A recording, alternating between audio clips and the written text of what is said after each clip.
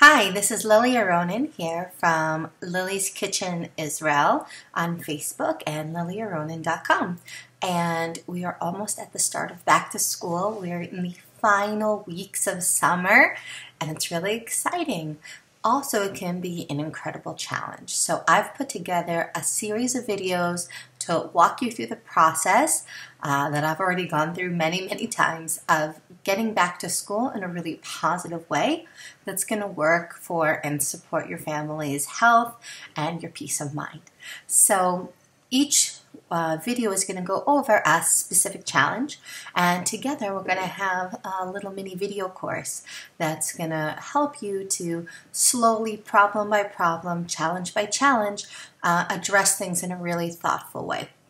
And sometimes that's all we need, just someone to sit with us for a few minutes and go over the simple organizational hurdles that are involved in getting back to school.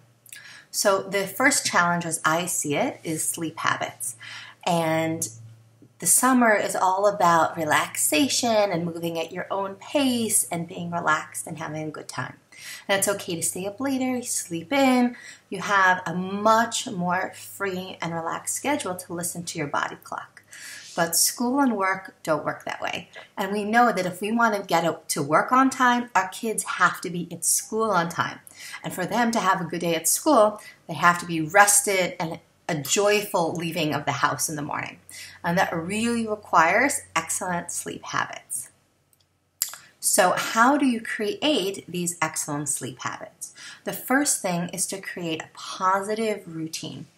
And in order to know what kind of routine you need, there's some really critical questions that you need to ask yourself.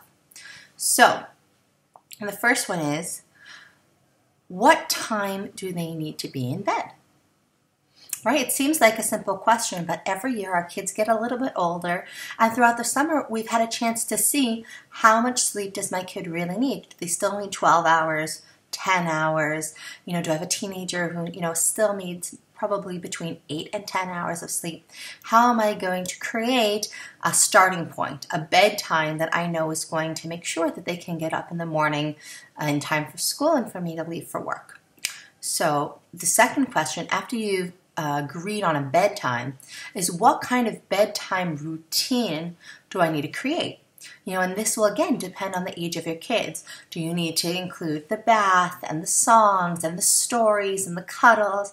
Maybe if you have a teenager or even an older kid, I know it's 10-15 minutes of them finally being able to talk about their day, and I don't want to miss that because I'm rushing to get them into bed. It's the time they're most open and most communicative.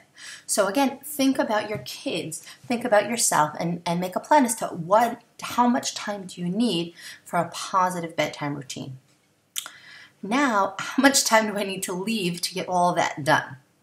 If I want a certain positive atmosphere and I want to actually enjoy bedtime with my kids and create memories and safety and security for myself and for them, and stop all the guilty nighttime snacking after you yell at your kids, right, to get them into bed. So what time, how much time do I need to leave for that? And that leads right into the next question. So when do I need to schedule dinner so I actually have enough time to do the routine to get them in bed by bedtime?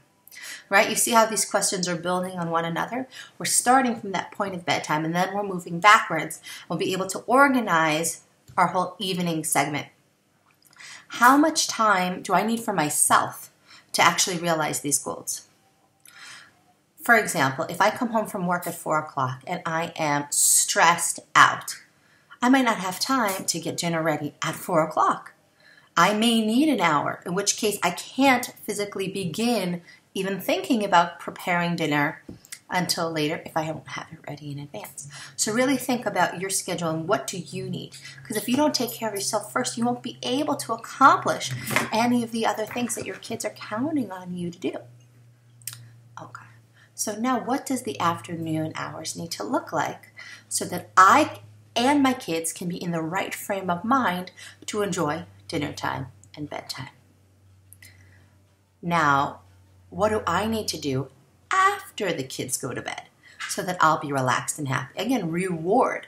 Like, I need to know that after I get the kids to bed and I've succeeded in this whole evening, afternoon plan, there's something waiting for me. It's not just more work. Something I'm going to build in to my daily activities to know, well, I'm going to have this amazing cup of coffee, tea. I'm going to read a book for 15 minutes. I'm going to lock myself in my room with my music. I'm going to do some yoga. I'm going to go for a walk. Whatever it's going to be, it's critical that you have something that you can relate to. What time do I need to go to bed so that I can wake up fresh and energized the next day? Because in order to get up, in order to have positive sleep habits, as parents, we need to set a good example. Because the kids, whether they learn from us right now or in the future, they see if we're always tired, they're not going to be motivated to go to bed on time. But if we always wake up refreshed, all of a sudden they see, wow, there's a real value in this. And it's not just something she's saying, it's something she's living as my mom. What are your nighttime responsibilities for you to get to bed on time? Do you clean the kitchen at night? Do you do it earlier? And lastly, how do you pamper yourself to make sure that you're ready for sleep and we don't just sit in front of the computer or television until midnight, 1 a.m.?